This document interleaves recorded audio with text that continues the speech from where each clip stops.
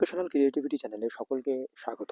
আপনারা জানেন যে এনওএসরা মামলা করেছে, কারণ 2025 রিক্রুটমেন্টে এনওএসদের সুযোগ দেওয়া হয়নি বলে এনওএসরা মামলা দায়ের করেছে।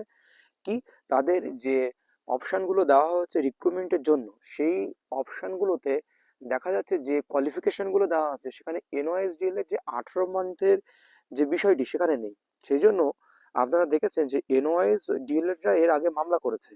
তাদের WPA number 26249 of 2025, Shankar Sen Barman and ORS. তো এই মামলাটা কিন্তু আগেই হয়েছে, কিছুদিন আগেই।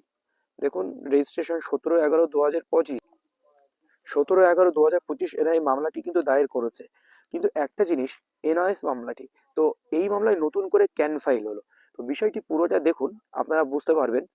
তো আমরা যদি নিচের দিকে একটু চলে আসি, তো সিনাপসিসটি দেখি, তাহলে পুরোটাই বুঝতে পারবেন। দেখুন, the petitioner challenge recruitment notification date 25/9/2025 issued by the West Bengal Board of Primary Education, which unlawful excludes the 18 months DLED NOS qualification despite it is approval by NCT and it is validity being conclusively upheld by the Honorable Supreme Court in multiple judgment, including Jaibi Singh, Vishwanathan and transfer petition এত the petitioner who are in service as on 10/8/2017 completed 18-month DLED before the 1/2019 fully satisfied the statutory condition under the RT Act, NCT Act and the West Bengal Primary Teacher Recruitment Rules 2016। এখানে supreme কোর্টের জয়বীর সিং বিশ্বনাথের যে মামলার বিষয়গুলো ছিল 18 মান DLA, সবগুলো এখানে তুলে ধরা হচ্ছে, সেটা রেফারেন্স হিসাবে। The NCT binding notification date 27/1/2025, NCT যে বাইন্ডিং নোটিফিকেশন ডেট ছিল 27/1/2025 expressly recognize the 18 months DLED for all recruitment and promotional purpose। 18 months DLED for all recruitment, সমস্ত রিক্রুটমেন্টে প্রমোশনাল পারপোসে কিন্তু এটি ইউজ করা যাবে। এই কোর্সটি valid course, including the state government school. The board's refusal to acknowledge the qualification is arbitrary, illegal, ultra-vires and violates Article 14 and 16, depriving the petitioner of their right to participate in the public employment। এখানে board এটা তাদেরকে স্বীকৃতিটা refuse করে দিচ্ছে এবং তাদের কোয়ালিফিকেশনটাকে তারা ইচ্ছাকৃতভাবে তাদেরকে সুযোগ দিচ্ছে না, শুধু আর্টিকেল 14 and 16 ভায়োলেশন হচ্ছে এই বলে তারা কোর্টের দ্বারস্থ হয়েছে, আপনারা দেখেছেন। কিন্তু তার পরবর্তীতে এই মামলা অনেক দিন হলেও মামলার গতি পায়নি, কারণ বেঞ্চ চেঞ্জ থেকে শুরু করে একাধিক সমস্যা তৈরি হচ্ছে। এইবার আমরা দেখেছি এখানে কি ক্যান ফাইল হলো, ক্যান ফাইলটি কারা করলো, তাদের উদ্দেশ্য কি, চলুন আমরা টোটাল স্ট্যাটাসটি দেখলেই পুরোটাই বুঝে যাবো। চলুন আমরা দেখে নিই।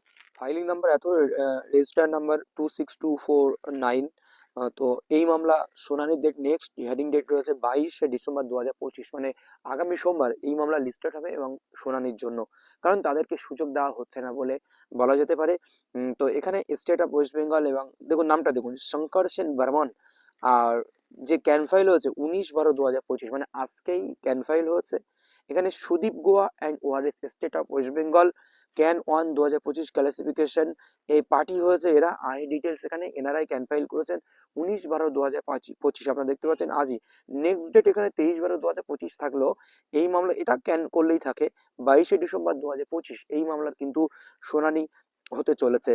এবার দেখুন, এনআইএস ডিএলএড এর যদিও ওখানে কোয়ালিফিকেশন না থাকলেও অনেক এনআইএস ডিএলএড আবেদন করছে, তারা আবেদন করতেই পারে এবং তাদের কি সুযোগ দেবে পর্ষদ, তো তাদের ডকুমেন্টস ভেরিফিকেশনের সময় তারা কিন্তু বাধা পড়তে পারে। কি, এনআইএস ডিএলএড এর জন্য যে 2022 রিক্রুটমেন্টে তাদেরকে একাধিক ডকুমেন্টস দেখা হচ্ছে, এই ডকুমেন্টস গুলো তাদের আছে কিনা, তাদের স্কুলে চাকরি করতো কিনা, স্যালারি স্লিপ থেকে ইত্যাদি ইত্যাদি।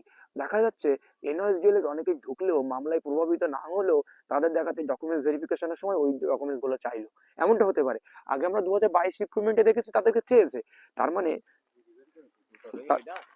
তার মানে কিন্তু আপনারা বুঝতে পারছেন যে এই যে রিক্রুটমেন্টে ডকুমেন্টস ভেরিফিকেশনের সময় কিন্তু এনআইএস ডিএলএড এর ডকুমেন্টস চাইতে পারে, এমনটা হতে পারে। আর মামলার সময় যদি কি নিষ্পত্তি হয়ে যায় এনআইএস ডিএলএড সুযোগ পাবে না, তাহলে কিন্তু এনআইএস ডিএলএডরা টোটাল আউট হয়ে যাবে এখান থেকে।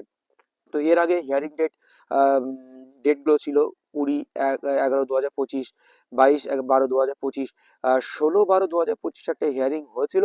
তো সেখানে মামলার বেশি একটা গতি পায়নি, মোটামুটি শুনেছিলেন বিচারপতি, মামলা খুব একটা গতি প্রকৃতি হয়নি। কিন্তু 22 তারিখ এই মামলা কিন্তু আবারও শুনানি হবে।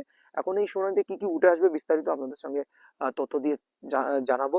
2022 স্টেট ঐক্য মঞ্চ এটা কিন্তু ক্যান ফাইল করেছে, আর ক্যান ফাইলের নাম আপনারা দেখলেন বিস্তারিত। অন্যান্য আপডেটগুলো আপনাদের পরবর্তী দেওয়া হবে। ধন্যবাদ।